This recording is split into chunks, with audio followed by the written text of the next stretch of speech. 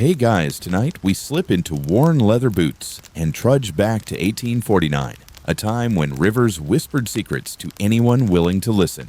You're crouched by a sluggish creek, fingers numb your back, aching from hours of sifting gravel. Your pan feels heavier than usual, and the sun catches something that isn't just a whetstone. There it is, tiny gold flakes glinting in the morning light like confetti from a divine parade. You blink, unsure, then you grin.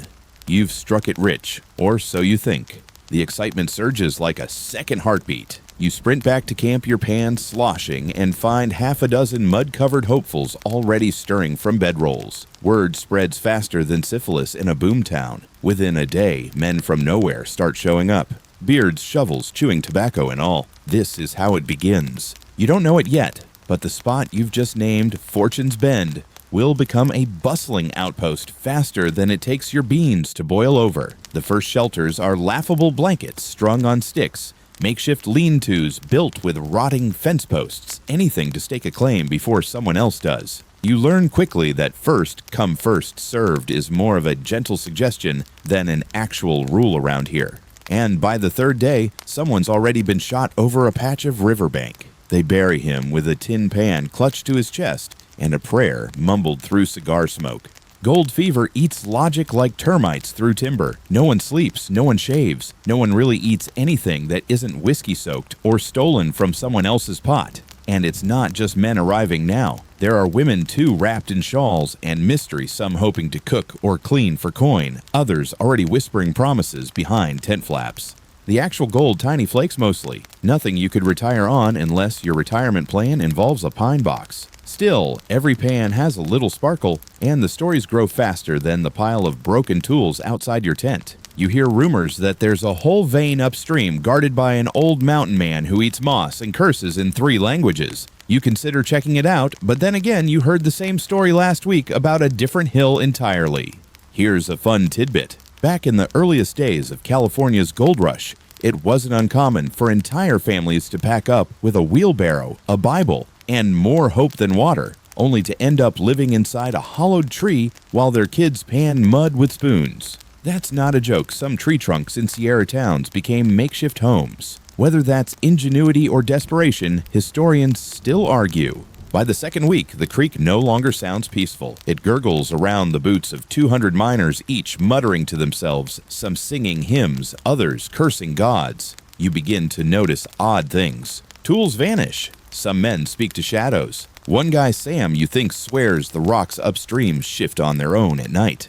You chalk it up to exhaustion. Still, the woods feel watchful. And here's the kicker: for all the promises of gold, you spend more than you find. New boots cost double. Eggs are $5 apiece. Someone is selling tiny bottles of Prospector's Luck snake oil in a corked vial for the price of a shovel. You buy 2. Late one night, you find yourself standing by the creek again. Lantern flickering, hands trembling. Not from fear, well, not entirely, but from the weight of it all. The cold, the sound of distant hammering, the soft splash behind you. You turn. Nothing. Just the river curling around smooth stones, carrying away flakes of gold and pieces of who you used to be. So before you get comfortable, take a moment to like the video and subscribe, but only if you genuinely enjoy what I do here. Feel free to drop your current location and what time it is where you are. I always love seeing who's listening and from where. Now dim the lights, maybe turn on a fan for that soft background hum, and let's ease into tonight's journey together. You wake to gunshots. Not the echoing kind you get from some hunter's rifle bouncing off hillsides, but sharp, close, impatient cracks. Probably someone claiming a plot of land with bullets instead of paperwork. You sit up, brush the dew off your hat, and realize that your camp has been surrounded in the night, not by wolves or bandits, but by more tents. Some lean against each other like drunkards. Others are built meticulously like their owners came planning to stay.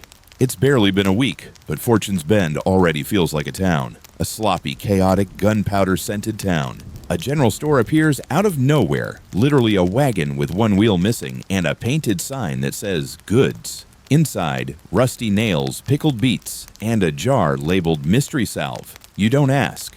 The first saloon is open before the first schoolhouse. Priorities right? It's called the Rusty Nugget, and it offers three things: watered-down whiskey, a piano with two working keys, and a bouncer with no sense of humor. You walk in one night to find 5 men playing poker, 1 unconscious on the floor, and a dog wearing someone's hat asleep on the bar. This town breathes dust and drinks regret. The sawdust on the floors is meant to soak up blood, not spills. You learn this quickly when a dispute over the last tin of beans turns into a brawl involving 3 chairs, a shotgun, and 1 deeply unfortunate fiddle. You watch from your corner, sipping whatever passes for beer, wondering when the frontier became theater. One guy, Big Al, he says offers to sell you whiskey insurance for $5 a week. You laugh. He doesn't. There's a kind of unwritten code out here. If you cheat at cards, you get punched. If you steal food, you get shot. If you mess with someone's mule, you disappear. And yet, there's an odd camaraderie in the madness. You help build a bunkhouse one morning with men you barely know.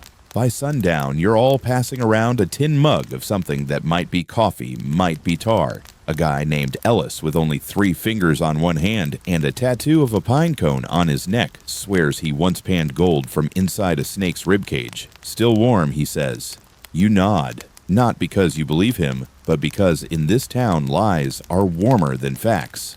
Historically speaking, many early gold rush towns sprang up with no laws, no infrastructure, and no intention of surviving past winter. Boom towns, they were called, flaring into existence like struck matches. And just like matches, most burned out fast. But here's your little quirky gem of the night. In some frontier towns, saloons doubled as courtrooms. If you were arrested, you might be sentenced while someone behind you ordered a second round. Justice with a side of rye. Back in Fortune's Bend, law enforcement is imaginative. There's a guy calling himself the sheriff who owns a badge carved from tin, a revolver with no bullets, and a deep sense of personal injustice about losing at horseshoes. No one really listens to him, but they pretend when he's nearby. Religion shows up next. 2 preachers arrive within hours of each other, one Baptist, one shouting about visions and snakes. They each plant crosses in opposite corners of town and begin competing sermons at sunrise. You're caught in the middle one morning, sipping tea while holy echoes duel above your head. Someone takes bets on who will get more converts. The snake guy wins. Historians still argue whether early mining towns were primarily motivated by gold or by the wild chance to reinvent yourself without anyone asking questions. Judging by the number of one-eyed colonels and self-proclaimed baronesses now wandering town, you lean toward the latter. It's a place where reality starts to loosen its grip, where stories swell in the evening light and names change with each drink. And though most people are here for gold, what they really want, what you're starting to want, is something quieter. A stake in a story worth staying for. Something you can name even if it doesn't last. You walk Main Street now with a kind of careful confidence, dodging loose boards and the occasional chicken. It's no longer just a muddy path between tents someone actually bothered to lay down sawdust, bless their splintered soul. Wooden storefronts rise on either side like teeth, crooked and stubborn. Their signs are freshly painted, though half the letters already peel from the dry heat. General Mercantile, Doc Harlan's tonic and bone setting, Wilma's wash and wears. You pass them like a parade of ambitions held together by nails and wishful thinking. Every building creaks like it's in pain. The floorboards in the saloon moan under your boots. One day, the whole place will collapse and no one will be surprised, least of all the guy who sells nails at double the price. You help build a structure one afternoon, a boarding house or something pretending to be one. You're handed a hammer, some warped timber, and the vague promise of a meal. It's back-breaking work punctuated by off-key whistling and the rhythmic curses of men who've never swung a hammer before this month. But there's something satisfying about it. You're not just surviving anymore, you're building. Even if the upstairs slants a bit. Even if the roof is held down by hopes and horseshoes. A boy named Finn tries to sell you a hand-drawn map of town for 10 cents. You chuckle, but then he shows you how he's included every outhouse, every shortcut, and oddly, a mark labeled "Don't Go Here" near a cluster of pine trees at the edge of the creek. You give him a nickel for effort. At night, the town hums. Not with machines or electricity, just voices, laughter boots on stairs, tin cups clinking. The piano man plays 2 songs over and over. No one minds. There's comfort in the repetition. Familiarity grows here like moss on the back of a stone.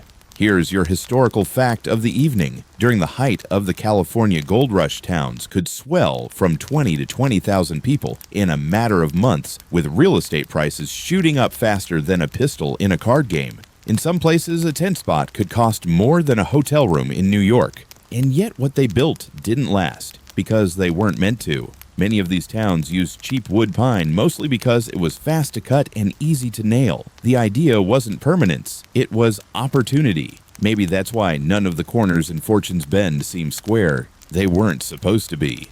A quirky little touch, someone in town starts leaving flowers on porches. Real ones tucked into jars, sometimes wrapped in faded fabric. No one admits to doing it. You suspect one of the quiet widows who bakes too often to be just feeding herself. The flowers appear once a week, always fresh, even when the weather turns mean. People stop asking questions. They just start waiting. You're beginning to settle in. You've carved your initials into the back of your chair at the Rusty Nugget. Your name, scribbled in grease pencil, is on a board outside the bunkhouse. You even know which planks squeak in the floorboards before you reach your cot. This isn't home, not yet, but it's something that flirts with the idea. And then one day you see a man pacing on the roof of the post office. He's talking to the sky, hands raised. You ask around. "Oh, that's Cyrus," someone says. "He thinks birds are spies." No one seems too concerned. Historians still argue whether the wildness of early gold towns was born from greed or loneliness. Probably both. You see it in every face that walks past. This is a town made of people running from something or chasing something they can't describe. One night, standing outside your bunkhouse, you watch fog roll in low and slow over Main Street. It moves unnaturally like it's hunting. The buildings disappear behind a curtain of silver. You hear the piano again, faint but steady. And just before you turn in, you spotted a figure standing by the old blacksmith shop. Tall, still, watching. When the fog lifts, it's gone. You know the town's growing when someone tries to open a bank. He's got a ledger, a padlock, and a suspiciously thin mustache. No one quite trusts him, but they also don't trust hiding coins in coffee tins buried under their beds. So business trickles in. Still, if anything truly valuable gets stored, it's usually in the saloon's piano. More people watching, fewer people sober enough to notice. Fortune's Bend is hitting its awkward adolescence. The boomtown swagger is starting to show strain. Disputes over gold claims now escalate faster, tempers flash hotter, and fists swing more often. That's when they decide to build a jail. Calling it a jail is generous. It's a shed. A wooden box barely big enough for one angry man and a rusty bucket. There's no lock, just a stick wedged through two handles on the outside. You help build it on a Sunday. The preacher from the north end walks by, muttering scripture. The snake preacher watches from his tent, silent with two rattlers wrapped loosely around his shoulders like scarves. On the same day, you notice a new building go up a rough, drafty shack with a cross nailed to the door and Rev T. Whitmore scrawled on a hanging sign. He arrives that evening, boots caked in red clay, clutching a Bible thicker than your thigh. That makes two preachers now, and they couldn't be more different. Whitmore wears black and speaks like thunder. The snake guy, Reverend Ellis, still runs his services out of a tent filled with candle smoke and unsettling laughter. Their sermons overlap on Sundays, competing through sheer volume. You try to avoid both, but the town is only so big. One evening, the jail fills for the first time. A fight breaks out over a mule seriously, and the sheriff, still wearing his novelty badge, stuffs both men in the box. The next morning, they're friends again. By afternoon, they're drinking together. By nightfall, they've both left town. No one knows why. Later that week, a woman appears. You first see her walking down Main Street at dusk green veil, fluttering in the wind like seaweed underwater. No one knows where she came from. No horse, no cart. Just there. She rents the attic room above Wilma's wash and wares. Wilma tells anyone who'll listen that the woman paid in gold dust, real fine stuff too, and never removed her gloves. She's tall, slim, and speaks in a whisper. You catch a glimpse of her one morning standing perfectly still outside the post office, staring at a flock of crows on the roof. When she turns to leave, the birds scatter all at once. Some of the men joke about her at first. Haunted, someone snorts. Just another ghost looking for a pension. But then the dreams start. People who stay too close to your room report nightmares, vivid ones. Fires, drowning, men with empty eye sockets pulling gold from their mouths. One guy says he woke up with dried blood on his hands. Another claims he walked to the edge of town in his sleep and almost kept going. You tell yourself it's gossip stirred up by boredom. But the woman never eats in public, never speaks to anyone except Wilma, and never leaves her window open. Still, every candle in her room flickers at the same time, even when the wind is dead. Here's a strange little tidbit for you. In some mining towns, women were so rare in the early days that men would pay to attend dances with wooden cutouts dressed in skirts. Seriously, they called them calico balls. Desperate times, questionable entertainment. Meanwhile, the town's tension keeps tightening. With gold getting harder to find, suspicion blooms. You hear mutterings about claim jumping, about hidden veins and secret maps. One man accuses another of witchcraft loudly. The accused calmly throws a pickaxe into the creek and walks away. Historians still argue whether violence in early mining towns was caused more by lack of law or by the psychological toll of the gold hunt itself. Probably both. You're starting to see it in people's eyes, the flicker of desperation, the haunted look of men who dig all day and dream of nothing but deeper holes. That night, the piano plays a song no one recognizes, a slow, weeping tune that makes the saloon go quiet.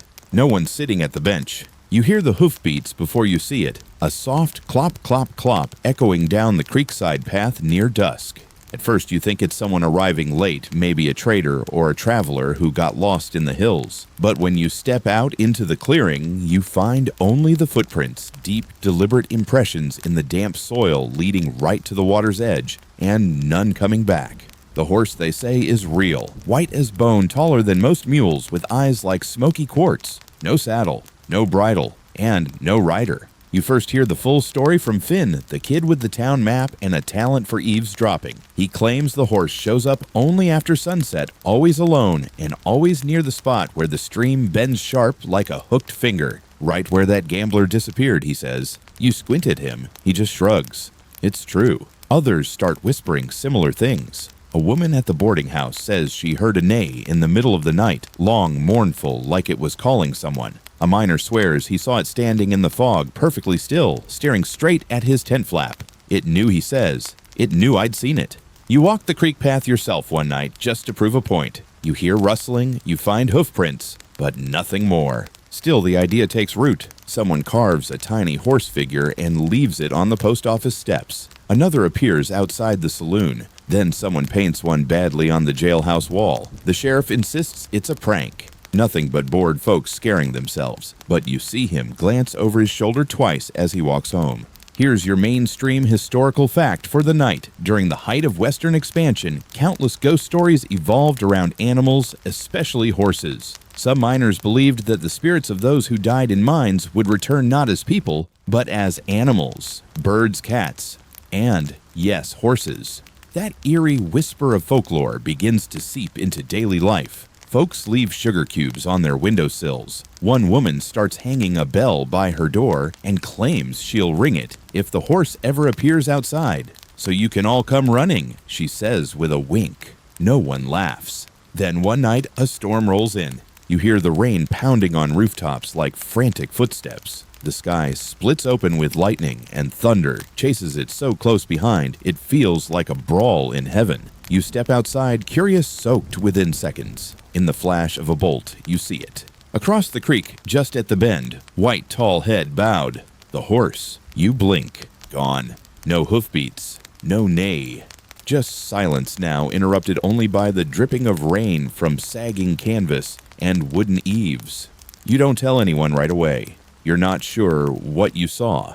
Maybe your mind played tricks. Maybe the light made a tree look like something else. Or maybe the town is getting under your skin. And here's your quirky fringe tidbit. There was once a gold rush settlement in Oregon where townsfolk reported seeing a glowing mule that led miners to gold, but vanished whenever they tried to follow. It became local legend, and nobody ever caught it. Historians still argue whether these ghostly tales were coping mechanisms for isolation or simply the products of whiskey-poor sleep and long shadows. But whether real or imagined, the horse becomes part of fortune's bend. Like the leaning buildings, the cracked saloon mirror, or the green-veiled woman you swear hasn't aged a day. It's all part of the town now. You fall asleep to the sound of distant thunder that night. But you swear, just as your eyes begin to close, you hear hooves clopping gently through the wet grass outside your window. You descend into the mine before dawn, when the world above is still wrapped in gray, and the town hasn't yet shaken off its dreams. It's not really a mine, not yet. More of a deep, dark gash in the hillside, reinforced with rotting timbers and hopeful cursing. You lower yourself down with a rope that creaks too much, gripping the splintered wood rung by rung as the air cools and thickens. Your lantern flickers, and so does your confidence. Inside it smells like sweat whetstone and something older earth that hasn't seen light in centuries. Men grunt swing picks cough dust. Their faces are masked in grime, and their eyes glitter like pan flashes in the dark. Someone hums a hymn under their breath. It's barely recognizable, stretched thin by tension and echoes. You join the work. Your pick strikes the rock with a jolt that travels up your bones. Dust blooms. Sparks fly. Over hours, you chip away at nothing. Flakes, maybe. A nugget the size of a fingernail, if you're lucky. You share glances with the others, half encouragement, half despair. No one talks about what's beneath the deepest shaft. They joke around the fire about a whistling pit past Tunnel 2, about how tools vanish down there, how one guy, Pete, went down with a pack of dynamite and came back with nothing but his boots and a 1,000-yard stare. You ask him once. He doesn't answer, just mutters ground talks. I listened too long.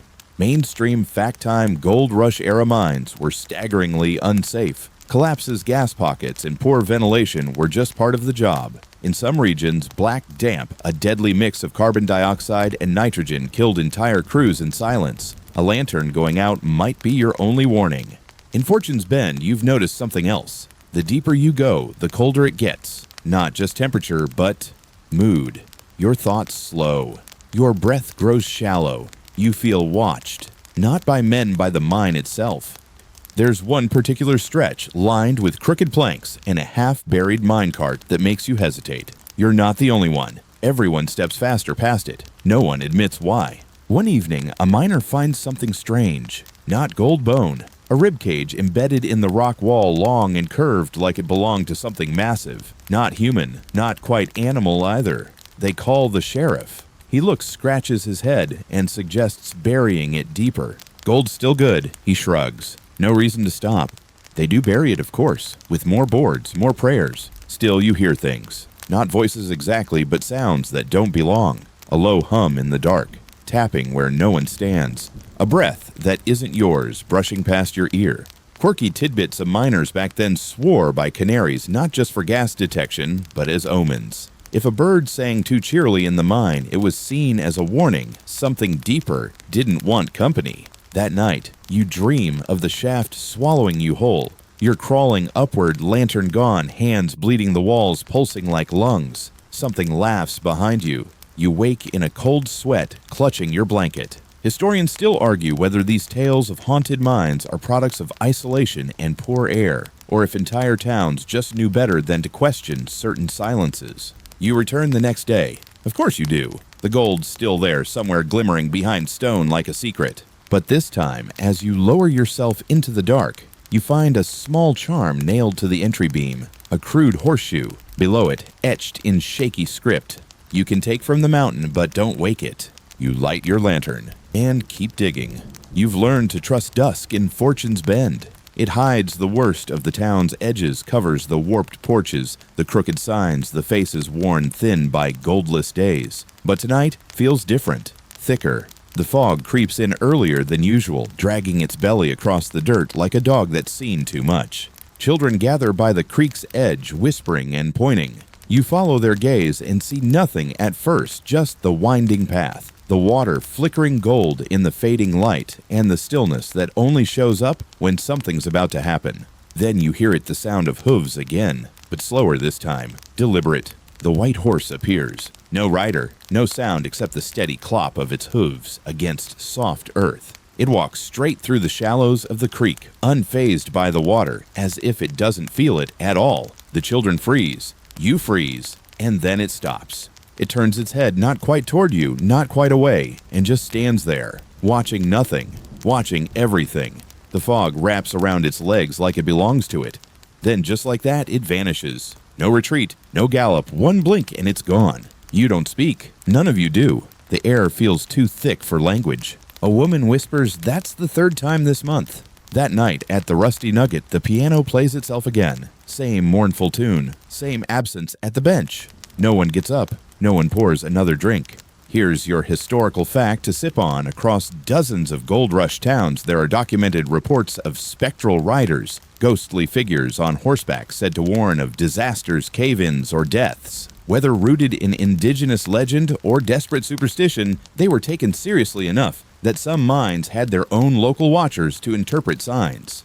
But here's the weirder part. The town's old-timer Old Gibbons claims he saw the same horse 40 years ago. He says it appeared when his brother vanished upstream. Everyone figured the brother ran off with a sack of gold and someone else's wife. But Gibbons insists otherwise. That horse's eyes, he says, tapping his temple they remember, like it's collecting us. You don't want to believe him, but you start noticing things. The footprints it leaves never go in a full circle. They stop at the water always, never return, never lead onward. Just stop, as if it's only halfway here. Here's your quirky tidbit. In one Colorado boomtown, townsfolk believed that if a white horse appeared in fog, it meant gold had run dry and death would follow if anyone kept digging. The town ignored the warning. A landslide buried the entire lower shaft 2 weeks later. Historians still argue whether these stories were post-disaster coping mechanisms or sincere warnings passed down from earlier frontier cultures. Either way, they stuck. Back in Fortune's Bend, a miner named Rowley decides to follow the hoofprints. Says he doesn't believe in ghost horses. Says it's probably just a stray from another settlement. He leaves before sunrise with a rope, a lantern, and a bad attitude. He doesn't come back. You find the rope coiled like a question mark by the creek. Nothing else. Later that night, you pass the post office and see someone's etched a new warning into the wooden wall. If it looks at you, don't breathe.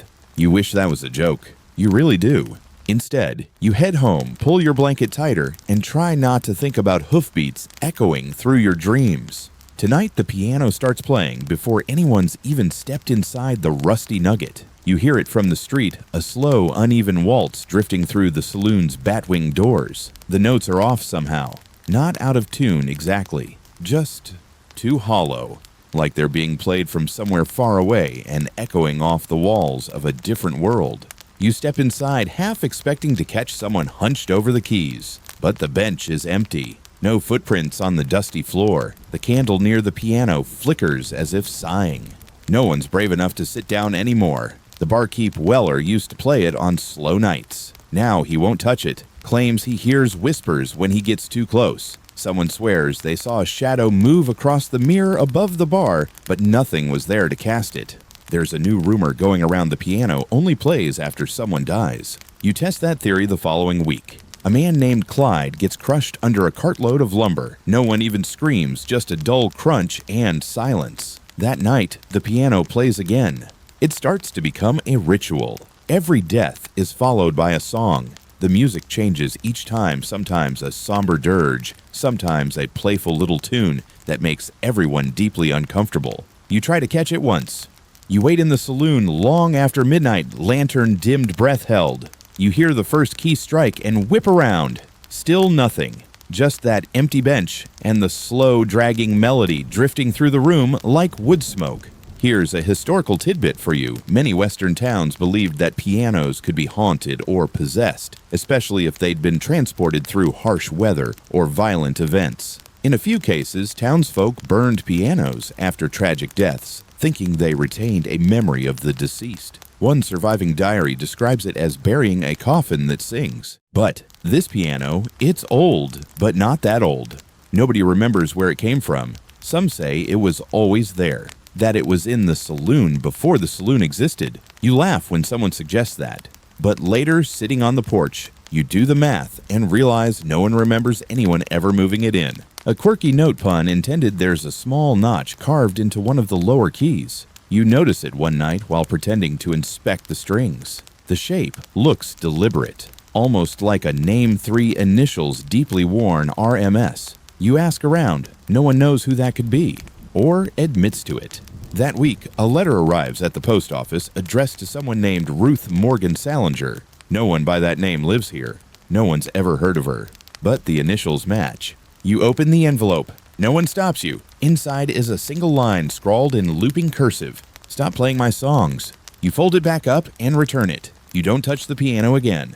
Here's your open debate. Historians still argue whether musical instruments in early boomtowns acted as comfort tools or cultural anchors, or whether they served a more supernatural role in frontier mythology. Was it just music? Or something listening?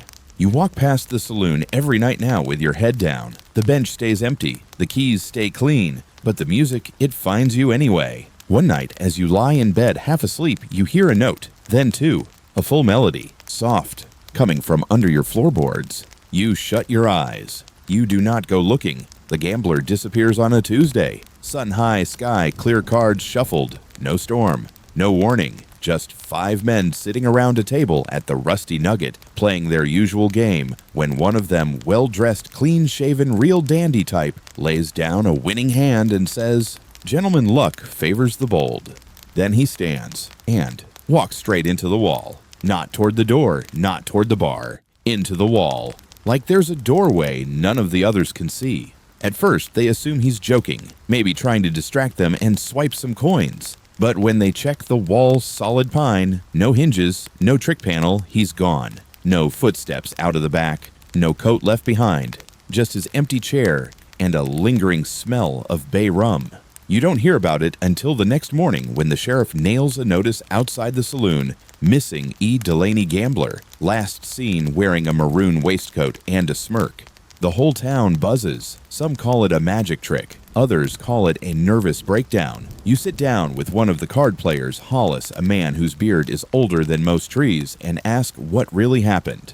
He doesn't blink. He folded time, he says, tapping the table with one thick finger, like a playing card. You think he's joking until he mutters, "There was a sound, not a footstep, not breath, just like cloth tearing." After that, the wall becomes a kind of local legend. Some folks refuse to sit at that table anymore. Others do, but only with their backs pressed hard against the opposite wall. Someone chalks a big X where Delaney vanished. A few days later, it's gone.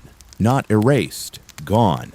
Like it soaked into the wood. Mainstream historical fact, spiritualism surged during the 19th century in frontier towns. Seances, spirit boards, and thin places were widely accepted in boomtown culture. Some believed gold didn't just attract men, it attracted the dead, or worse things that remembered death. A quirky tidbit: in one Nevada mining camp, a man reportedly disappeared into a cave with a deck of cards in his hands. His boots were found 6 feet underground a year later. No sign of him, but the ace of spades was lodged in the cave wall. You think about Delaney's maroon waistcoat, about his smile, about how no one really knew where he came from or where he slept. That's the thing about gold rush towns. No one asks questions unless something explodes or bleeds. And even then, answers aren't guaranteed. Historians still argue whether these sudden disappearances were real metaphorical or just the result of poor record-keeping and wilder imaginations. But here in Fortune's Bend, where the fog moves like thought and pianos cry in the dark, you start to wonder. A week passes, then 2. Then a letter arrives. It's addressed to Mr. Hollis and sealed with red wax. The stamp is old, really old, predates the town, maybe even the territory. He opens it in front of you. Inside is one sentence still playing the long hand. "Save me a seat." No one sleeps that night. Later, when you walk past the saloon, you notice the gambler's chair pulled out again. No one saw who did it, but the seat is warm. You wouldn't think the postmaster was the type to obsess. He's mild-mannered, wears a crooked tie, and smells faintly of ink and pickles. But one afternoon, while dropping off a letter, you catch a glimpse of the back room, and that's when everything changes. The wall is covered in string. Red twine, to be exact, stretching from thumbtacks on envelopes to names to places on a map, your town sure but with boundaries that look a little too vague, and roads that don't exist anymore, names you've heard whispered and others you haven't. Most are crossed out. At the center is one word in thick black ink, gone. You ask the postmaster, Mr. Clay. You think, though, he prefers post what the wall means. He shrugs, wipes his glasses, and says, "Just tracking disappearances. Everyone needs a hobby." You laugh because it sounds like a joke. Then you look closer. You see E. Delaney the gambler. You see Rowley the miner who followed the horse. You see a child's name you vaguely remember from church a month ago. Nellie M. crossed out and circled. That's when you stop laughing. Post notices your face. Oh, don't worry, he says some of them come back. Just not all of them. You try to ask how long he's been doing this, but he changes the subject. Offers you a jar of licorice sticks. You take one. It tastes like secrets. Mainstream historical fact, many frontier towns had their own postal systems before being recognized officially. Local postmasters sometimes operated out of saloons or general stores, and records were often spotty lost letters, wrong names, and unclaimed mail piling up like ghosts waiting for a call. But Post's system is meticulous. Every name marked with date place, last sign, any witness notes. He keeps a separate logbook. You flip through it once while he's stacking parcels. Some entries are short Eliza H. Vanished on laundry run. Folded sheets still online. Others are unnerving Tommy B. Said he was going through the thin. No return. Quirky tidbit of the night. In some old Arizona mining towns, people reported ghost mail letters that arrived with no sender in handwriting. No one recognized, predicting deaths or cave-ins. A few were even dated years into the future. You begin to wonder, is Post delivering mail? Or something else? You find him staring at his wall one night long after closing. He's whispering something under his breath, and you catch a few words. Keep the paths straight. Keep them known. When he sees you, he smiles too wide. Town's got teeth, he says. You just gotta know where it bites. You ask why he doesn't tell the sheriff. Why no one else seems to care.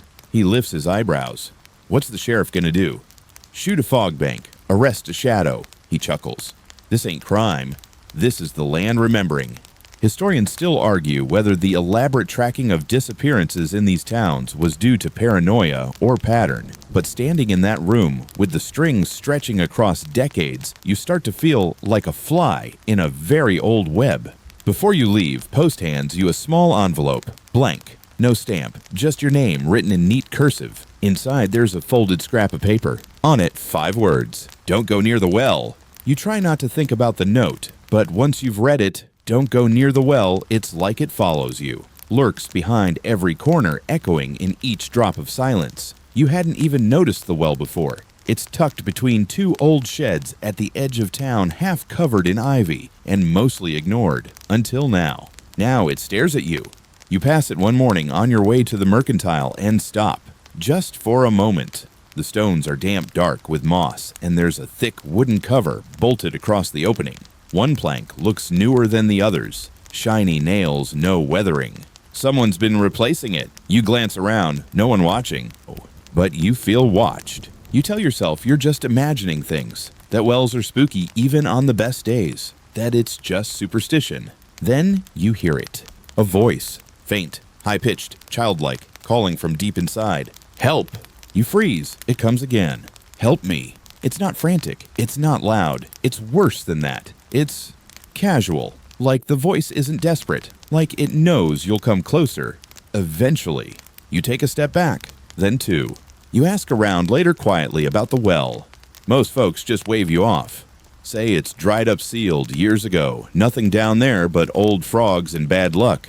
But then Wilma, the washerwoman with too many cats and the green glass brooch, pulls you aside and says, "You didn't hear it, did you? You don't answer fast enough." She sighs. You don't want to listen long. It learns your name. You don't sleep well that night. Mainstream fact wells in early mining towns weren't always safe. Contamination gas pockets and cave-ins made them notoriously dangerous. There were even accounts of bad wells blamed for sickness or insanity, many of which were boarded up without explanation. But in Fortune's Bend, this well doesn't cause illness. It causes unease. A quirky tidbit in an 1850s Utah settlement townsfolk reported a well that echoed back their own voices hours later. They swore it repeated secrets no one had spoken aloud. The town was abandoned, the well filled with stone. Here someone starts leaving objects around the well's base. Little offerings, a doll's shoe, a length of blue ribbon, coins worn smooth. You don't know who's leaving them or why, but you notice the voice gets louder when the offerings stop. One morning, a man named Greeley, half drunk and 3/4 mad, rips the boards off, claims there's gold down there, claims he heard someone promising it. He lowers a rope. He climbs down. You wait. You hear him laughing at first, then yelling, then screaming, then silence. The sheriff nails the boards back harder this time. Double rows of rusted nails. 3 padlocks. No search party. No mention in the morning news board. Historians still argue whether towns like Fortune's Bend were more haunted by the past or by the people in them. Some say isolation breeds madness. Others say the land remembers every name ever spoken on it and occasionally speaks back. You walk past the well that evening, heart in your throat. You don't stop. You don't look. But you hear it again, still thirsty. And this time it says your name. You hear the coughing before you see the wagon, dry, rattling hacks echoing down the gulch like a warning disguised as a breeze. It's an old freight wagon pulled by a mule that looks more dust than flesh. The driver's hunched under a blanket, wheezing into a cloth already soaked red at the corners. No one wants to approach. But this is Fortune's Bend, where politeness still exists in brittle pieces. The sheriff and the preacher arrive first. Then Wilma, with a basket of poultices and a half-scowl, half-prayer on her face. The driver, Jeb, he manages to rasp, says he came from a camp 3 days north. Says everyone else went silent. He doesn't elaborate. He doesn't need to. They carry him into the old church. It hasn't been used for services in months, too leaky, too moldy, but it's the only place with enough space to lay someone down and not start rumors. You peek through the cracked door. He's sweating rivers, eyes glassy, skin pale, but he keeps mumbling something between coughs. You lean in once and swear he says it came with the salt. By sundown, the cough has spread. It starts with the piano player. Well, the former piano player, the guy who used to tinker with it before it played itself. Then it jumps to 3 men in the bunkhouse. By morning, 7 are down wheezing like broken bellows. The town's usual buzz softens to a murmur of fear and shuffling boots. Mainstream historical fact, diseases often arrived by freight during the gold rush era. Wagons were packed with supplies, and people and hygiene was an afterthought at best. Typhoid, dysentery, tuberculosis, take your pick. It only took 1 cough to start a slow, suffocating cascade. But this doesn't feel like consumption. The sick complain of dreams first. That's the odd thing. Vivid, exhausting dreams of tunnels that breathe of a woman in a green veil, whispering to them through smoke. A few scratch themselves raw, trying to get something out of their skin. Wilma burns lavender and peppermint in every room. Says it confuses the fever. The snake preacher Ellis offers tinctures brewed from roots that smell like vinegar and regret. He says the sickness is older than breath. Then the church floods. You wake one morning to find the doors wide open and water sloshing at the threshold. Not rainwater, no storm passed through. It's clear and cold, knee-deep inside, and somehow it's still rising. They pulled Jeb's body out, wrapped in cloth, floating like a forgotten sack of flour. No one moves to bury him, not yet. The preacher from the north side starts holding sermons in the water, his voice echoing off the stone walls as he wades through ankle-deep mystery. Revelation walks among us, he bellows. You must not close your ears nor your lungs. You don't attend. But you do notice something else. The woman in the green veil has started showing up more frequently, standing in alleys, appearing on porches. Her veil never moves. Her gloves never come off. Someone swears she was spotted just outside the church the night before the flood.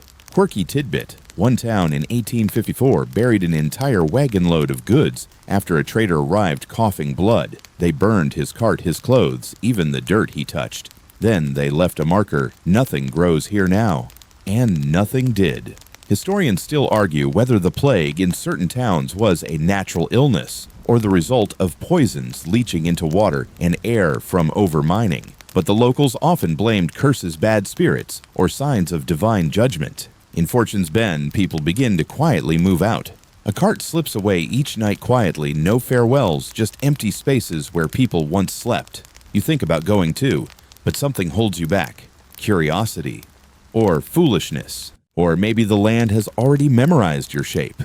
You don't go to church often, but after the flooding, curiosity gets the better of you. One evening near twilight, you wander up the hill with a lantern in one hand and a creeping chill in your spine. The path is slick, churned up from boot heels and something else. Drag marks, maybe. You tell yourself it's probably just livestock.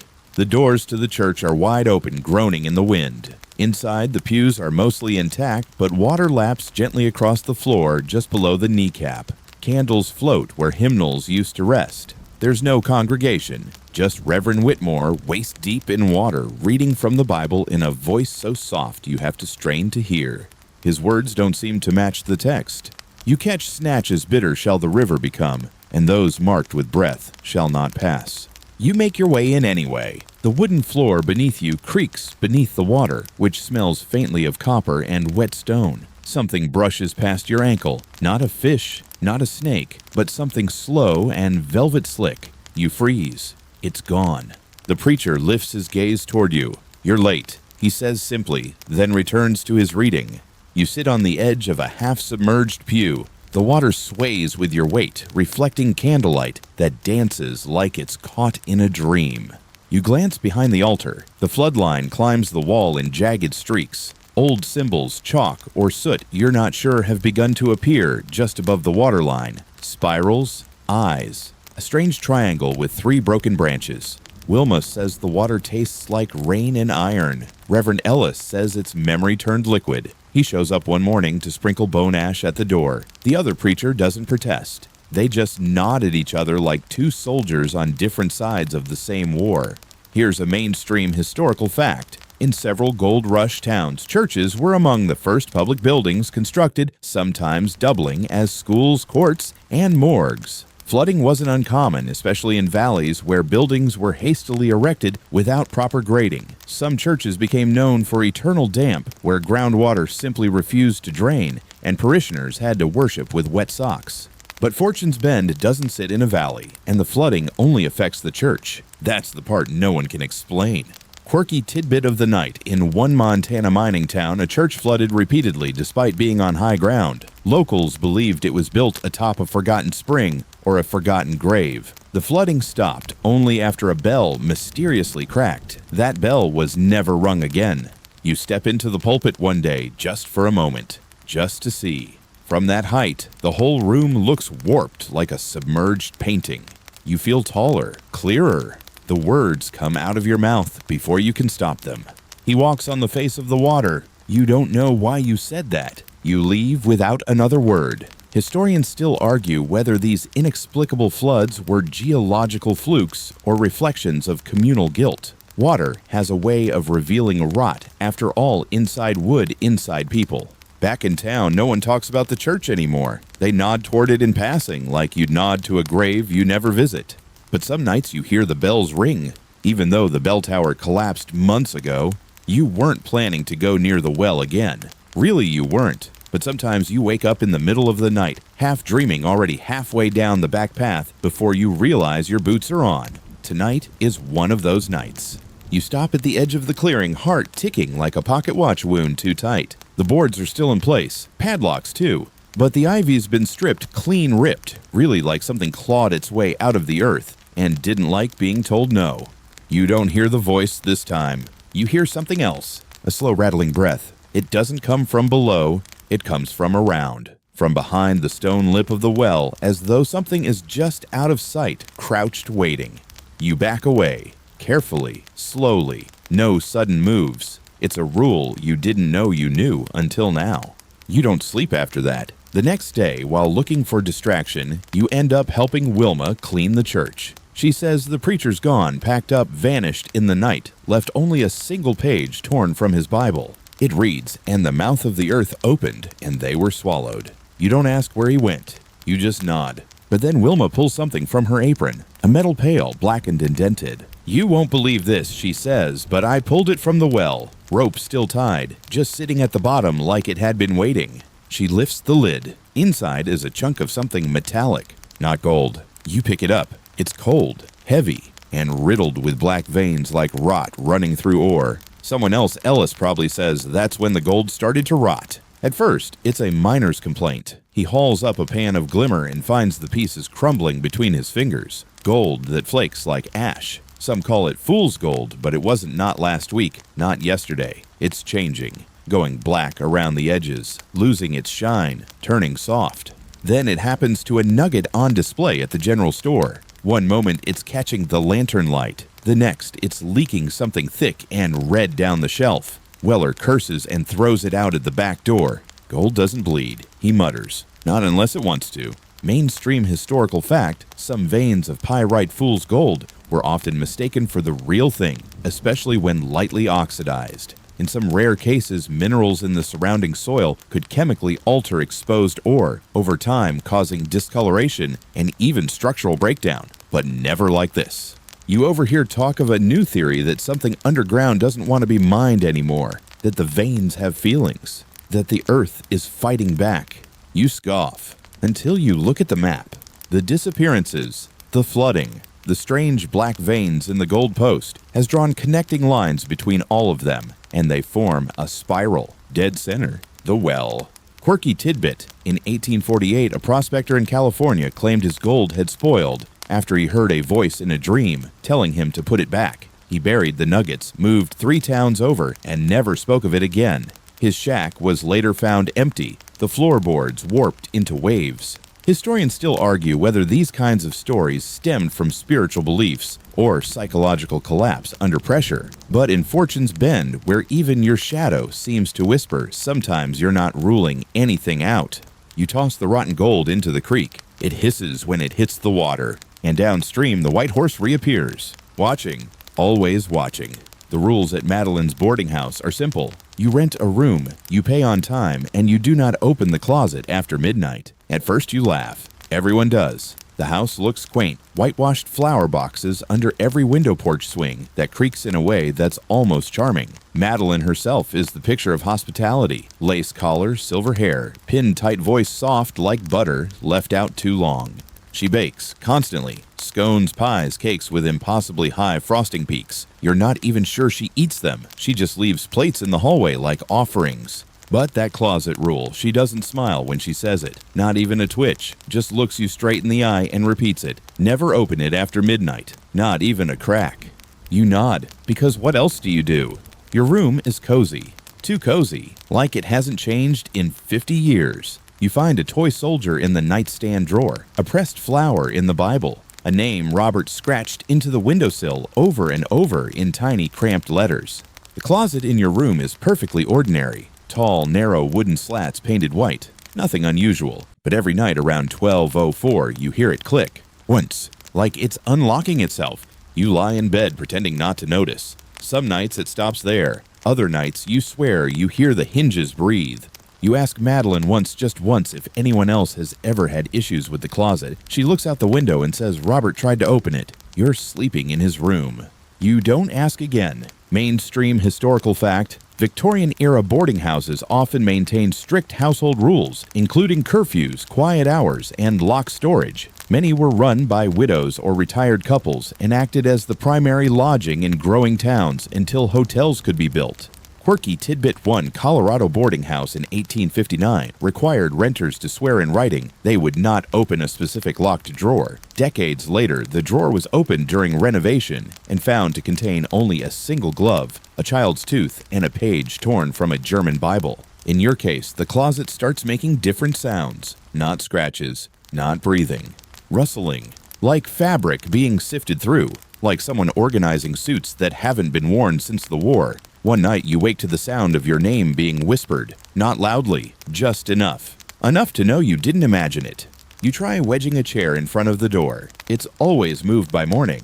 Eventually, you stop sleeping in the room altogether. You sleep on the floor in the hallway, next to a vase of wilting tulips and the comforting murmur of the grandfather clock. Others in the house have done the same, you learn. Quiet nods, shared glances. No one talks about it out loud. One morning, you come downstairs to find a new renter moving in. Young man confident, carrying a guitar, and no shortage of swagger. You start to warn him about the rule, but Madeline steps in first. Her voice is sharp as frost. We don't talk about the closet. Let him read the house manual. He doesn't last a week. The night he opens it, because of course he opens it, you wake to screaming. Then silence. Then a sound like wind escaping a coffin.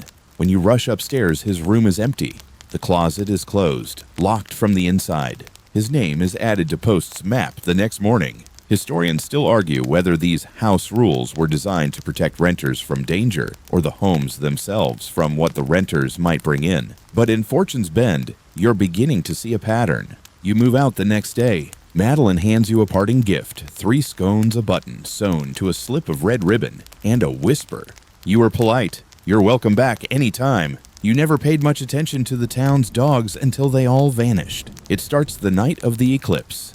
The whole town gathers on the hill outside the cemetery, necks craned watching the moon go black. It's not the usual kind of eclipse. There's a strange red ring around the edges, like an ember slowly tightening. The air feels thick, syrupy. You could swear the moon pulses once like a heartbeat. Everyone gasps when it goes fully dark. And then, silence. No wind, no bugs, no dogs barking. That's when it begins. The next morning, the town's full of flyers, handwritten notes tacked to posts and porches. Misty's missing. Seen Bruno. He ran off during the eclipse. Our dog vanished. No tracks, no sound. You check with Weller, who had a mutt named Tansy that used to nap behind the saloon. Gone. So is Wilma's little terrier, Pepper. Even the sheriff's grizzled hound is missing. He claims it just walked off into the trees without a backward glance. At first, people assume it's wolves, or maybe some odd atmospheric panic. Theories bounce around magnetic fields, fireworks, even earthquakes. But there are no tracks, no signs of struggle, just empty leashes and bowls growing cold by back doors. And then, the howling starts. Low, distant, around midnight every night since the eclipse. One long, keening sound that winds down the hills and through the narrow alleys of town. But it's not a dog. It's too big, and it doesn't stop. It fades, waits a few seconds, and starts again from somewhere else. Always circling, always watching. Mainstream historical fact: in several gold rush towns, animal disappearances were often linked to environmental disasters, earthquakes, mine collapses, or toxic runoff. Dogs in particular were noted for fleeing areas days before a cave-in or gas explosion. Early frontier people sometimes called them four-legged prophets. But this doesn't feel like a warning. It feels like a trade. Quirky tidbit. In an Idaho silver camp in 1862, after a sudden lunar eclipse, all the town's dogs vanished. Miners reported seeing shadowy figures with dog-like heads standing at the edges of the forest for weeks afterward. The sighting stopped after one man left an offering of raw meat on a stump and disappeared the next morning. In Fortune's Bend, people begin leaving food out at night. Little piles of meat bones biscuits. No one admits why. The sheriff takes a party out into the woods one afternoon. 4 men rifles lanterns. They return pale and quiet, saying nothing. One of them quits mining the next day. Another carves a wooden whistle and walks the town at night, blowing it softly into the dark. You hear a scratching at your door 2 nights later.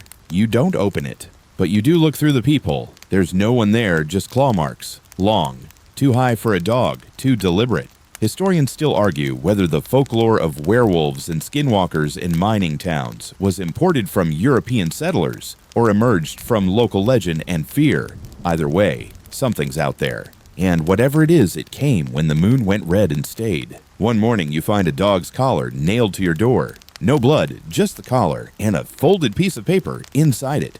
They don't want us here anymore. You start locking your windows too. You remember the day the surveyors came, bright-eyed men with polished boots and clipboards fresh from the city, talking big about progress and steel and bringing the modern world to Fortune's Bend. They promised a railroad, said tracks would run straight through the north side of town, opening trade-cutting travel, bringing in supplies faster than any mule could dream. People clapped. Someone uncorked a bottle. Even Madeline cracked a smile, though it vanished fast. They marked the land with colored flags. Red for the rail, blue for new buildings, yellow for the loading yard. The map they pinned to the saloon wall looked like salvation, like a way to make the town matter again. That was 3 years ago. Now the flags are gone. The only things that remain are rusted rails, crooked and half swallowed by weeds. One broken wheel from a handcar sits in the grass like a forgotten crown. And a station never finished. 4 walls, no roof. Inside, wind collects like guilt. You visit it sometimes, not out of hope, just habit. There's a bench inside with initials carved deep into the seat, FB plus EM. Whoever they were, they must have believed they'd live long enough to ride that first train together. Instead, the only thing riding the rails now are crows. Here's your historical fact. The expansion of the railroad in the American West was explosive, but inconsistent. Surveyors often promise lines that never materialized, leaving half-finished tracks in dozens of towns. When the rail bypassed a town, it often withered. In some cases, entire settlements packed up and relocated closer to the tracks. But in Fortune's Bend, people stayed. Why, that's harder to say. Maybe they couldn't leave. Maybe they didn't want to. Or maybe deep down they knew the land itself wasn't finished with them. Here's your quirky tidbit. In one Nevada settlement, a train line was fully built, but never used. Residents said the tracks hummed at night and refused to ride the first engine. The night before the launch, the station burned to the ground. No suspects, no survivors. Back in town, folks still tell stories about the day the surveyors left. They didn't say goodbye. They just packed their tools, left the maps behind, and rode off at dawn. Some say they looked pale shaken. One miner claims he saw the lead engineer standing alone in the woods before they left, whispering something to the trees. The trees didn't answer. The town grew quieter after that. The saloon started closing early. The church never reopened. The piano still played, of course, but the tune changed. Slower, sadder, like it missed something. Post, the ever-dutiful postmaster, began drawing thick black lines through every rail-related name on his wall. Dead roots, he said. No mail comes through from places that don't exist anymore. You visit the unfinished station again one gray morning. Sit on the bench. Let the wind push your coat aside. From there, you can see the rails stretch off into the hills and stop, like someone erased the rest of the plane. There's a new piece of paper nailed to the post beside the bench. You didn't put it there. It reads, "We are not meant to leave." You don't argue. You just walk home. It starts with noise, clanking, shouting, the rhythmic thump of boots and pickaxes, and then nothing. Silence. That's what wakes you up one night. The sound of labor, distant but clear, echoing through the narrow alleyways like ghosts reenacting a memory. You step out onto your porch and scan the darkness. Nothing. But you hear them chanting like a crowd rallying. Then laughter. Then a shout. "We want life." It's coming from the old Union Hall, or what's left of it. The place was boarded up after the last real strike years ago when miners demanded better pay and 3 days without cave-ins. They got one of the two, and a landslide ended the conversation. After that, the hall fell apart. Roof collapsed. Signs faded. Even the rats stopped squatting. So when you hear voices inside voices that don't quite sound alive, you pay attention. You head there at first light, just in case. The windows are broken, the doors jammed, but the floorboards clean. Too clean. Someone swept them recently. A ring of chairs stands in a circle at the center of the room, with one overturned. On the wall behind them, a message written in charcoal. The shift never ended. You blink. The words are gone. Mainstream historical fact: mining unions were fierce, short-lived, and often violent during the gold rush. Formed to resist exploitation, they met in secret, held late-night assemblies, and occasionally turned deadly. Strikes could shut down entire towns and sometimes get miners blacklisted for life. Quirky tidbit: in one Wyoming ghost town, locals claim that every year on the date of a failed strike, ghostly pickaxe sounds could be heard at midnight. One year, a prospector followed the sound and vanished, his boots found in a dry shaft still warm. Back in Fortune's Bend, more signs appear. A pickaxe is found embedded in the sheriff's door, rusted, but fresh dirt clinging to the blade. A whistle echoes through the valley every night at 11:47 p.m., even though the shift horn hasn't worked in years. One night, someone sees a figure in a miner's helmet walking across Main Street, trailing smoke instead of shadow. You hear more of the chanting now. Sometimes it's in rhythm like a protest song. Other times it's whispered beneath your floorboards. The voices speak of hours owed and wages buried. You return to the Union Hall again. This time there's a name scratched into the wall: Mick Doran. You've never heard of him. Post has. He digs through his stack of ancient letters and pulls out an envelope. Inside is a time card dated 1872. On it, Mick Doran, all shifts stamped paid. Except the last one. That line is blank. Historians still argue whether ghost stories about miner unrest are romanticized legends or suppressed guilt from companies that got rich on broken backs. Some say the land itself remembers the injustices more vividly than the men who endured them. The next night, you hear marching, not footsteps marching, boots in unison, and a chant that grows clearer with each beat. We dug the dark for daylight. It fades as the wind picks up. You check the Union Hall again. This time, all the chairs are gone. but the room smells like sweat and smoke. You pass the bell tower almost every day, but you've never paid it much mind. It's just there.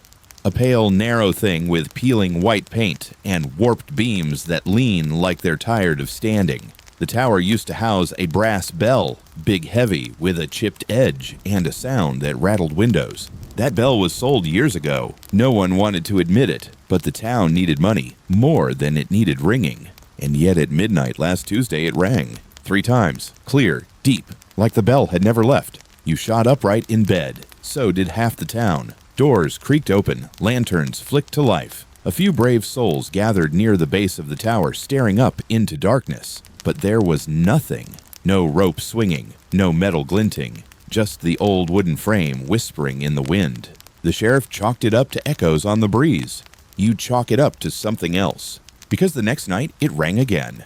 Twice. Then again, the night after that, just once. Some say it's counting down. Others say it's marking something. One miner insists the number of rings matches the number of missing townsfolk. Check post's wall, he mutters. Match it up. You'll see. You do. And he's right. Mainstream historical fact, bell towers were used in frontier towns for everything from marking time to signaling danger. In the absence of proper infrastructure, the bell often served as the town's heartbeat. Selling the bell was usually a last resort, like selling the town's name. Quirky tidbit. In an abandoned Alaskan mining village, a bell was reportedly heard tolling every winter solstice long after the structure that housed it collapsed. Scientists blamed shifting ice. Locals blamed the dead, asking for remembrance. In Fortune's Bend, the sound starts to do something strange. People begin dreaming in rhythm with it. You do too. You dream of a spiral staircase inside the tower, even though it's just a ladder in real life.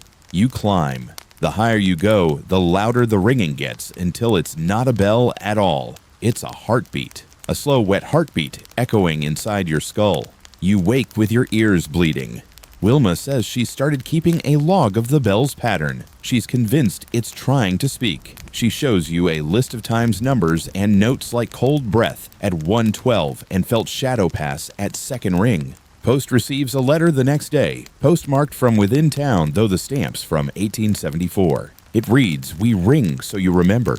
No one sleeps well after that. Historians still argue whether these bell phenomena are just the mind's way of making sense of absent towns losing their identity, people losing their purpose. Others suggest the structures themselves become a kind of memorial, a tuning fork for grief. But in Fortune's Bend, the bell keeps ringing. Last night, it rang 12 times. No one knows why, but everyone listens. You wouldn't think much of a photograph could change anything, but the one that arrives at the boarding house one foggy morning nearly stops your breath. Wilma finds it tucked inside a flour sack delivered by mule. No envelope, no note, just a black and white tintype wrapped in wax paper. At first glance, it's just an old photo faded scratched, maybe someone's forgotten family keepsake. But then you look closer. It shows Fortune's Bend, not the present-day town, something older, rougher, buildings where buildings never stood, a massive archway near the creek that doesn't exist anymore, the church tower fully intact even though you saw it collapse with your own eyes, and the people, dozens of them standing in front of the post office, all in formal wear dresses, jackets, hats, posed, motionless eyes dark as soot. You recognize no one except one, you. Or someone who looks exactly like you, standing dead center, staring into the camera, smiling slightly. You don't remember posing. You don't even remember that suit. You turn the photo over, on the back written in faint pencil. Say cheese. Again. You take it to post. He stares for a long time, then quietly adds a new thumbtack to his map. Doesn't say why. Mainstream historical fact tintype photography was common in the mid to late 1800s, often used for portraits in traveling frontier towns. Photos were taken quickly, sometimes secretly. Many studios offered spirit photography, claiming to capture ghosts lurking near the living. These were often hoaxes, though not always intentionally. Quirky tidbit: in an 1866 Nevada boomtown, a photographer captured an image of a man whose face no one recognized. When asked, he claimed the man had been dead for 10 years and that the camera had remembered him by mistake. Back in Fortune's Bend, more photos start to appear. Pinned to walls, slipped under doors, left in boots. One shows the saloon before it burned, but it never burned. Another shows a child standing outside the schoolhouse, even though no children have lived here in months. Then someone finds a photo of the well, uncovered, open, with a face looking up from inside. Wilma burns that one. You try sleeping it off, pretending it's all a trick of chemicals and light. But then you find a photo under your pillow, one that makes your heart stop. It shows your room. Tonight's date scratched in the corner. The closet door open. You hadn't opened it. You never opened it. You check the closet. It's closed. But you don't sleep after that. You keep the lantern lit and watch the doorknob like it owes you money. Historians still argue whether these eerie photos were the result of flawed exposure, superimposed plates, or deliberate manipulation. But some swear they've seen images that show more than memory, that show intention. You burn your photo in the stove the next morning. It curls into ash, and underneath the ash, something glints. A camera shutter, broken but warm. They say she came in wearing lace cuffs and left behind nothing but fire and silence. No one knows her full name, just that she called herself Mariette. She showed up during the rainy season riding a mule cart stacked with crates, hat boxes, and barrels marked flour and saltpeter. Folks assumed she was a baker, maybe a traveling spice merchant. No one questioned it. She smiled a lot, wore perfume that smelled like matches. She rented the top floor of the old livery stable, paid 6 months in advance. Cash. Gold dust, some of it too fine to be from this side of the ridge. For the first few days, she walked through town like someone testing the weight of each step. She took tea at Wilma's, visited the post office daily, and oddly spent a lot of time sketching the bell tower. Then one night, she was gone. So was half the stable. Gone as in blown apart. No fire, no smoke. Just a crater filled with charred ropes, scorched timbers, and the scent of sulfur. No one injured. No warning. No body. At first, the town wrote it off as careless lamp handling. Then someone remembered the barrels, the faint chemical tang on her gloves, the fact that she never once asked about gold, just building schematics and clock mechanisms. And then they found the blueprints, tucked behind a loose board under the saloon's piano of all places. Dozens of diagrams, bridges, gears, fuses, handwritten notes in a looping cursive. Time is a fuse. Let it burn until it sings. One plan stood out. It showed the town from above, every building, every street, every shadow, in a series of red X's in a spiral pattern. At the center, the well. Mainstream historical fact, during the gold rush, several women known as Lady Radicals operated under various guises: schoolteachers, seamstresses, widows. Some were saboteurs, leaving behind targeted destruction where they believed injustice or corruption had rooted itself. Quirky tidbit: in 1855, a woman matching Mariette's description-laced gloves, perfume, and a crate of black powder was blamed for detonating a storage shed in a Nevada mining town. The town's name was wiped from maps within a decade. Post adds Mariette's name to the wall, but no string connects it to her departure. Because here's the thing, after the explosion, the gold started vanishing. Not just rotting, disappearing. Whole caches emptied, claims turned to dust. Vaults cracked open to nothing. One man opened his safety box to find a note in a woman's handwriting. The town remembers what it's owed. And then, the footprints, tiny scuffed imprints, narrow and sharp-heeled, started appearing in places no one had walked on rooftops, in the rafters of the saloon, inside locked rooms. You swear you see her once. Late at night, veil fluttering, standing beside the tracks that lead nowhere. She looks at you, smiles, then vanishes in a flicker of blue light. Historians still argue whether such women were real or part of mining folklore revenants of justice ghosts with bombs. Some say they were figments of towns too full of secrets. Others say they were the last truth any boomtown ever saw. You find something in your boot the next morning. A lace cuff, singed, still warm. It starts with a shimmer in your drinking water, just a glint blink, and you'll miss it. At first, you think it's just dust, or a fleck of mica washed in from upstream, but the glimmer stays, and spreads. Wilma's tea kettle boils with tiny golden flecks. Weller notices it in the beer barrels. Even the horses begin sniffing their troughs and pulling away. By the end of the week, the water glows faintly at dawn. You dip your canteen in the creek, squinting into the current. The light shifts beneath the surface like a sheet of foil. You reach down. Your hand comes back wet and sticky. Then the dreams begin. Every person who drinks from the creek or well or even boils it for coffee starts seeing the same thing. A spiral staircase winding down into the dark, gold lining the walls, glimmering breathing. At the bottom, a voice, gentle, hungry. Poe starts boiling his water twice. Wilma switches to wine. Ellis, the snake preacher, claims the water remembers the old covenant and refuses to explain further. But the shimmer won't go away.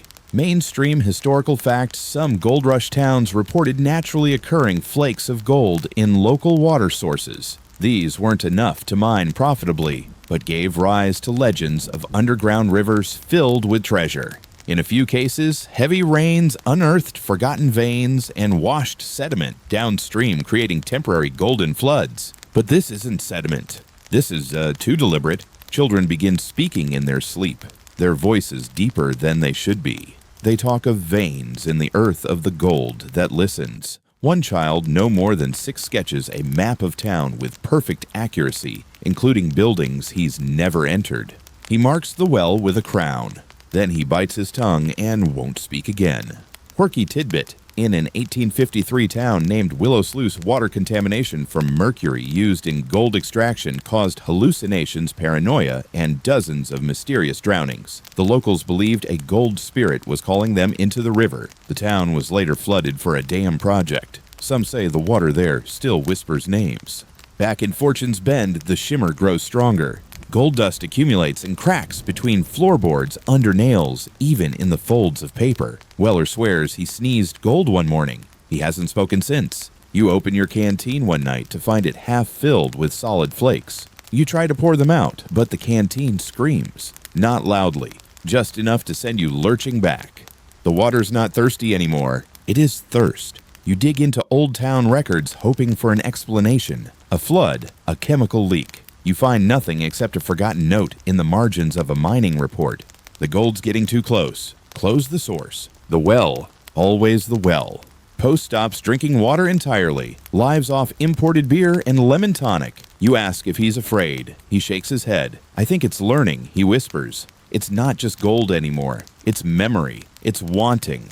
Historians still argue whether reports of living gold were metaphors for greed or genuine fear that the mines were changing people. Some suggest that proximity to precious metals can affect behavior, turning communities paranoid, possessive, or worse. You consider leaving town, but when you open your map, every road out is crossed in gold. You don't expect much from the Rusty Nugget anymore. It's half empty most nights, and the piano only plays when someone dies. But tonight, something new appears: a ledger. Thick, cracked leather dropped onto the bar like it belongs there. No one admits bringing it in. Weller swears he found it by the door before dawn, just sitting there, he mutters. Dry as a bone, smelled like dust and copper. You flip it open expecting old receipts or maybe drink orders.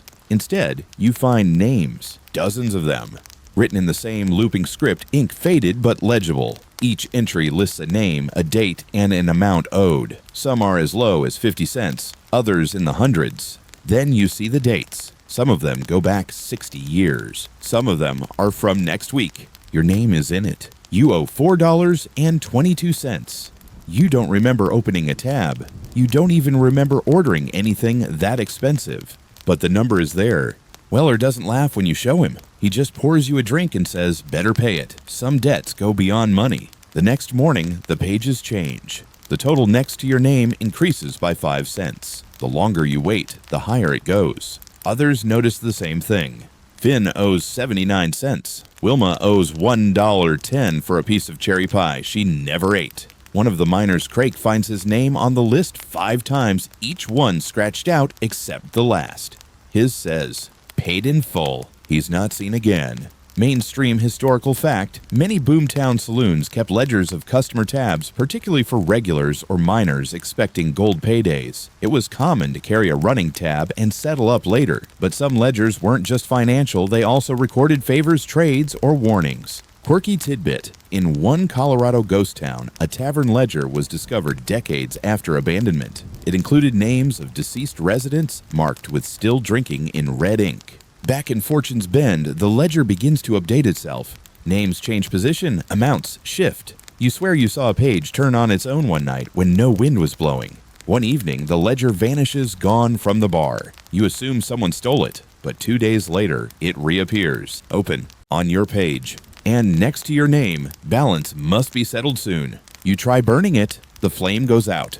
You try burying it, the dirt hisses. Wilma tries to rip out a page. Her hand blisters instantly. Historians still argue whether tab ledgers in old towns carry deeper meaning, part community trust, part social control, but no one can explain a book that knows. That week, another name is marked paid. The man Ellis the Snake Preacher goes missing. His tent left zipped his snakes asleep in a circle. You find your page marked again. The total hasn't gone up this time. Instead, someone's written in the margin, "You don't owe money, you owe presents." You close the book, push it across the bar, and it slides back toward you. You walk past the schoolhouse one foggy morning expecting it to be as abandoned as always. Boarded windows, warped steps, the bell long gone. No one's used the place in months, maybe years. No children live here anymore, and yet the chalkboard is full. Not scribbles, not graffiti, spelling words. Prospector, abandoned, buried, return. The handwriting is perfect,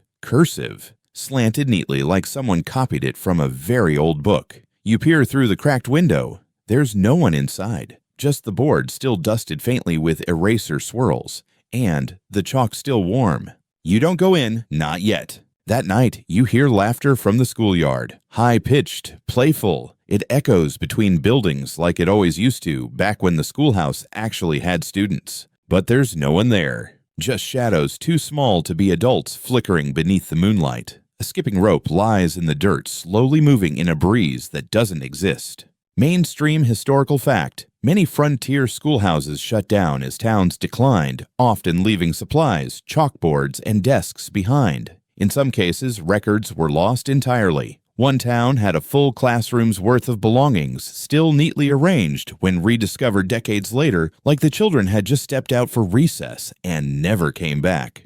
Quirky tidbit: in a Montana ghost town, visitors reported children's laughter and phantom chalk marks on the blackboard, despite no kids being seen in the area for over a century. Some swore they saw figures inside during full moons, sitting still facing the wall. In Fortune's Bend, the chalk starts changing overnight. One morning, it reads, "Class begins at midnight." You think it's a prank, until you walk by at midnight. There's light in the window, dim golden, and movement. Silhouettes of heads bobbing behind the frosted glass. A shape at the front of the class, tall, rigid, not a teacher, not quite human. You return at dawn, the room is empty, but the chairs are warm. Wilma finds a ruler on her porch the next day, old splintered stained dark, not with ink. There's a note wrapped around it. Don't be late again. You try to warn Post, who just sighs and says, "It's better to stay on the good side of a lesson that won't end." Later, you gather your courage and step into the schoolhouse. Everything smells like dust and dried apples. The air is thick. You glance at the board. Assignment: due apologies. You back away slowly. Historians still argue whether hauntings in schools stem from childhood trauma community memory or simply the residue of repetition. Places meant for learning tend to hold on to things, voices, faces, even rules. One rule becomes common knowledge in town: never ring the school bell after dark. No one does, but some nights you hear it ring anyway. At first, it's just one house, then 2, then 10. Every door in town propped open, not wide, just a crack. Enough to let in air, or something else. You notice it on a Tuesday, walking past Wilma's porch. Her screen door's ajar, a ribbon caught in the hinge fluttering like it's trying to get free. You knock. She doesn't answer. She's inside, you're sure, because the tea kettle's whistling and her cat stares at you through the window with narrowed, unblinking eyes. Then you walk past the sheriff's place. Same thing. Door cracked open just wide enough to see the shadow of a coat rack. You push it gently. He's not home. At first you think it's some new superstition, a weather thing. Maybe people just want a breeze, but no one remembers opening them. You try closing one. The next day it's open again. Mainstream historical fact: in some 19th century mining towns, people left their doors open deliberately, either out of hospitality or fear of what might knock harder if denied entry. A few towns had unwritten rules about never latching your front door against something knocking from inside. Quirky tidbit: in a Utah ghost town, residents began propping their doors open with stones during a cholera outbreak. They believed closing doors trapped illness. After the outbreak passed, none of the houses could be fully shut again. Every hinge rusted mid-open like the town itself decided to breathe forever. In Fortune's Bend, it goes further. Someone nails open the boarding house's front door just 2 inches ajar, but enough. Enough that the scent of lavender and old wood wafts into the street. Enough that if you listen closely, you can hear something moving upstairs, even when the place is empty. Weller nails his saloon door shut in defiance. That night, it's torn off the frame. Not removed, torn, splinters scattered like teeth. A note is pinned to the wall where the door used to be. Locked doors forget who they belong to. You don't close yours again after that. Post begins leaving bundles of sage by the threshold, small gray tufts tied with red string. He mutters something each time he lights one. You ask what the words mean. He doesn't answer, just hands you a bundle and says, "Better safe than sealed." Later that week, someone tries to block their door with furniture. You hear the screams around midnight. By morning, the house is empty. The walls are covered in handprints, all pressed outward as if someone or something was trying to get out. You start to notice other patterns. Doors open wider when the wind dies. They creak louder after the bell rings. And sometimes you catch the smell of iron or cinnamon drifting across thresholds where no cooking's been done. Historians still argue whether this kind of mass behavioral shift, open doors, repeated habits, is just psychological mimicry or a sign of something unseen influencing an entire community. You're starting to lean toward the latter. That night, your door swings all the way open, just once. A gust of cold air floods in, and with it, a whisper. We remember the closed ones. You sleep with your boots on after that, just in case you need to run.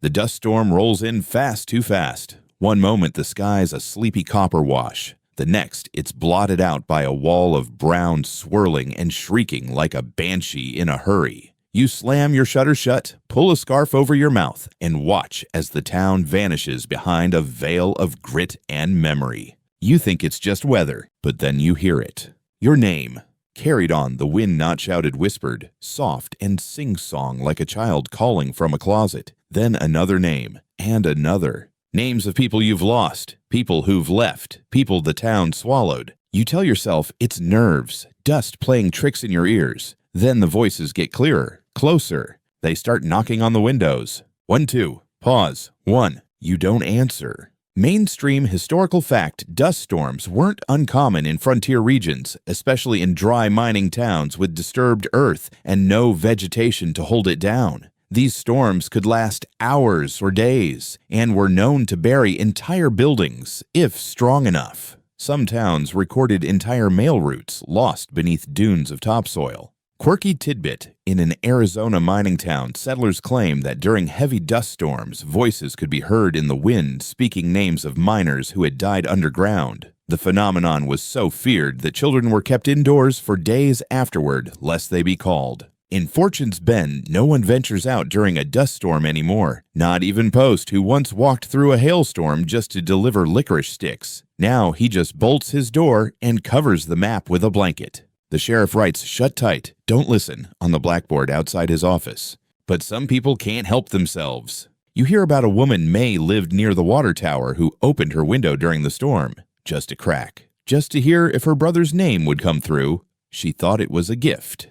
They found her the next morning in the creek, face down, mouth full of sand, smiling. After that, folks start stuffing rags in their ears when the dust rolls in. One man carves a mask out of leather, and glass wears it even on clear days. He claims the voices never left, that once you hear your name twice, the wind knows where to find you. You ask Post if he's tracked the storms, if they match any patterns on his map. He nods grim.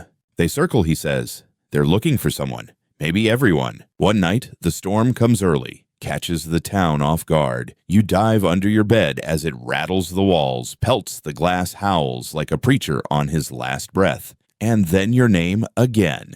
Closer, right by your ear. We never forget. You wait until morning to emerge. The town looks thinner, like something scraped a layer off the surface. Dust lies thick in the gutters. The footprints you expect to find are gone, except for one set.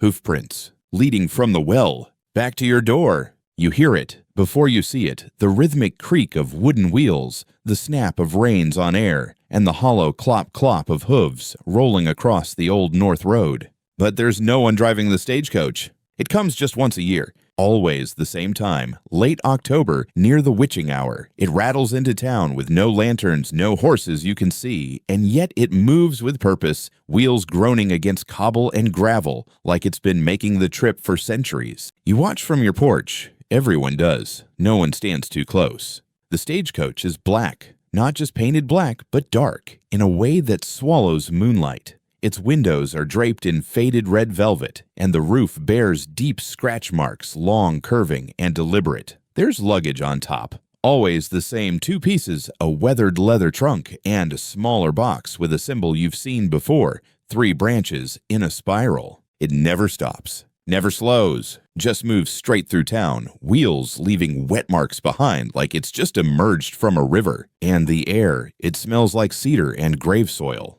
Mainstream historical fact, in many frontier towns, stagecoaches were vital links to the outside world. They brought mail, news, supplies, and people, but they also carried sickness, grief, and sometimes bodies. Many towns had specific coffin coaches for transporting the dead across long, remote distances.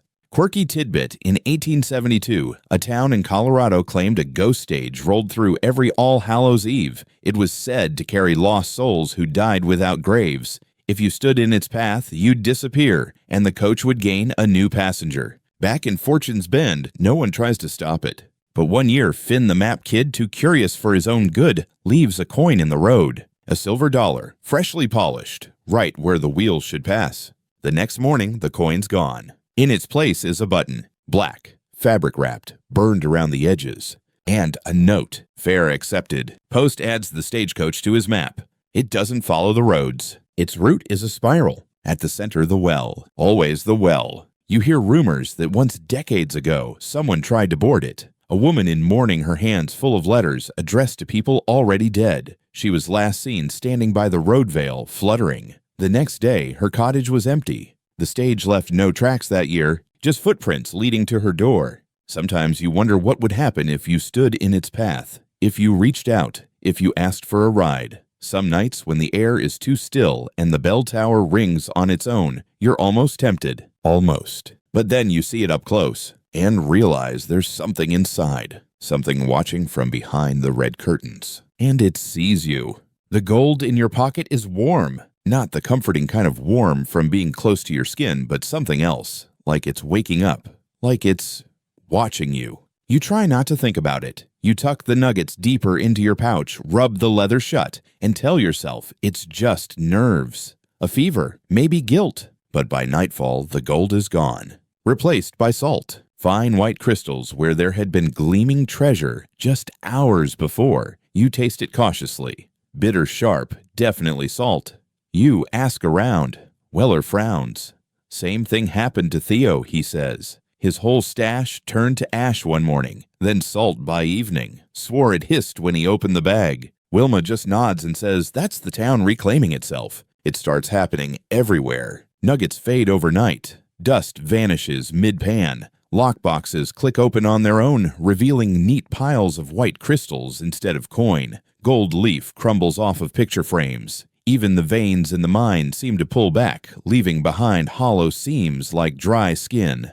Post finds a coin that's half gold, half salt, a perfect line down the center. He pins it to the map. No string, just a thumbtack through the coin right in the spiral. Mainstream historical fact, gold is chemically inert. It doesn't rust, tarnish, or change easily. That's why it's prized. In recorded history, there are no documented natural cases of gold spontaneously transforming into salt. So whatever's happening here isn't natural. Quirky tidbit. A Mexican mining legend tells of La Mina Viva, a living mine that turns gold to salt when angered. The miners left offerings, bones, teeth, blood before every excavation. When they stopped, their tools rusted and their gold spoiled. Back in Fortune's Bend, people stop mining altogether. The few who continue bring up nothing but stone and dust. One finds a nugget the size of a fist, only to watch it melt like wax in his hand, leaving behind a burn in the shape of an eye. Ellis, the snake preacher, says the town is closing its mouth, that it opened once for fortune, and now it closes for silence. You believe him, because that night you dream of the well again. You're climbing down ladder by ladder into darkness that hums. When you reach the bottom, you find a chamber lined with gold veins. They pulse. A voice speaks not in words, but wait. You took too much. You wake with grit on your tongue, salt. You check your satchel, empty. The last nugget you hid is gone.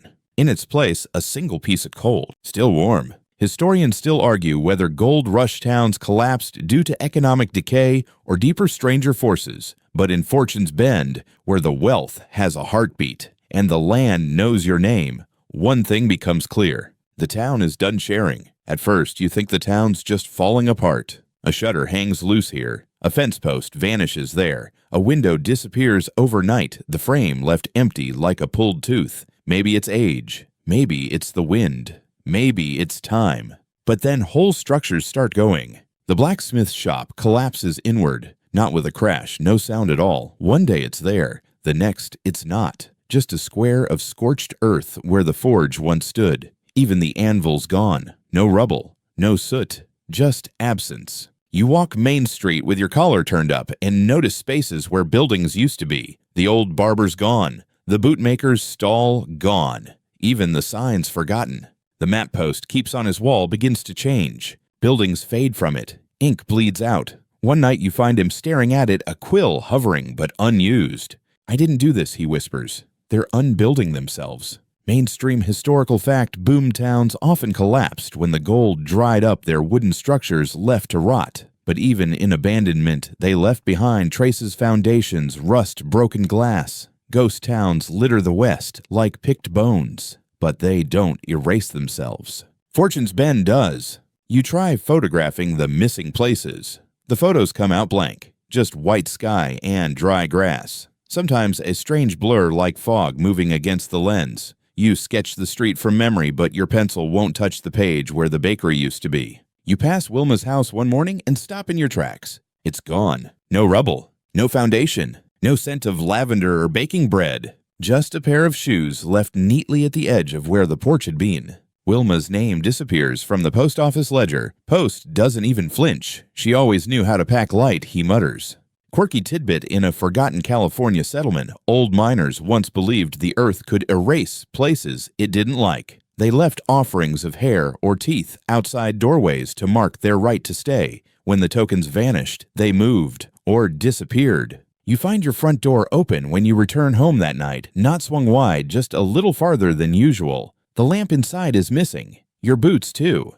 Your bed is still warm, but it feels like someone else has just left it. You sleep with the light on. The next morning, the bell tower's gone. No wreckage, just a circle of gravel where the shadow used to fall. And that's when you understand this isn't collapse. This isn't time. The town is removing itself. You find Ellis, what's left of him, standing in the middle of the road, arms outstretched, whispering to a place that no longer exists. It's returning, he says. Back to the soil, back to the old vein. Historians still argue whether ghost towns disappear because of disinterest or misfortune. But this town is deciding, and you're still here. It begins with the light in the widow's window. Long after the others go dark, after the saloon locks its doors, after Post turns his last page, after the last house fades into silence, her window glows. You didn't even realize she still lived there. Her name was Eunice, if you remember right. She came to Fortune's Bend decades ago, dressed in black, with a locket she never opened, and a voice like folded paper. Folks whispered her husband had died in a mine collapse. Others said she never had one, but no one questioned her place. She was part of the town, like the well, like the dust. And now hers is the only light that remains. You walk past her house each night, drawn to it, like a moth that's already decided to burn. It's always the same, a single lamp flickering behind lace curtains that haven't moved in years. Then one night, the light goes out.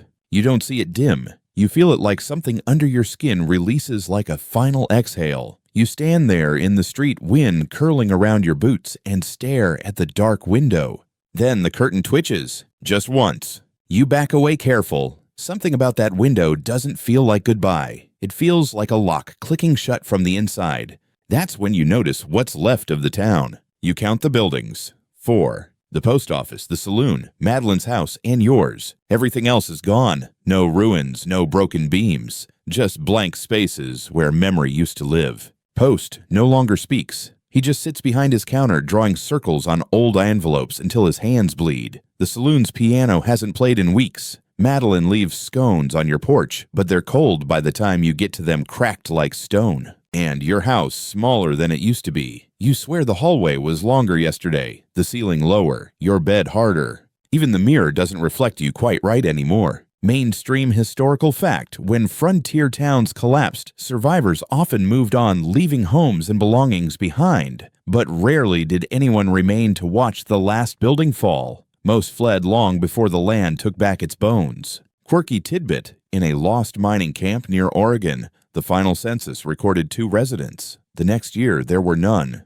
But someone kept updating the records in perfect handwriting for 5 years. In Fortune's Bend, there is no census, no new names, just you and the spiral. You walk to the well one last time. The boards are gone, the padlocks rusted away, just a dark circle in the earth. It smells like stone and old breath. You lean over the edge. There's light down there, moving, calling. You hear voices, familiar ones, names you forgot, laughter you never earned, the sound of your own childhood boots on floorboards that never existed. You close your eyes. You whisper, "Is it over?" And the well says no, but it can begin again. You don't jump, but you don't walk away either. So now the wind has settled. The streets of Fortune's Bend lie quiet, not in ruin, but in retreat. Whatever it was, ghost town, gold trap, memory machine, it has slipped beneath the skin of the earth again, where voices swirl in dust and buildings vanish like dreams on waking. You are the last breath it took. And now you lie still, not afraid, not quite. The silence is thicker than before, but softer too. The air doesn't hum like it used to. The well no longer calls. The bell tower, though gone, echoes once in your thoughts, a final chime folding gently into nothing. You sit on your porch. What's left of it? The sky turns to velvet. A single star blinks. And for the first time in a long time, the town lets you rest. Let the dust settle in the corners of your memory. Let the names fade. Let the gold dissolve into salt and time. Whatever built this place, whatever watched it unravel, it knows you're tired, and it forgives you. You close your eyes. You don't need to look back. The spiral turns slowly, softly, and for once it doesn't ask for anything at all. Now take a deep breath. Unclench your jaw. Let your shoulders fall just a little heavier into your pillow. There are no more hoofbeats tonight, no bells, no whispers in the fog. Just the stillness you earned. Sleep well, friend. Fortune's Bend will wait.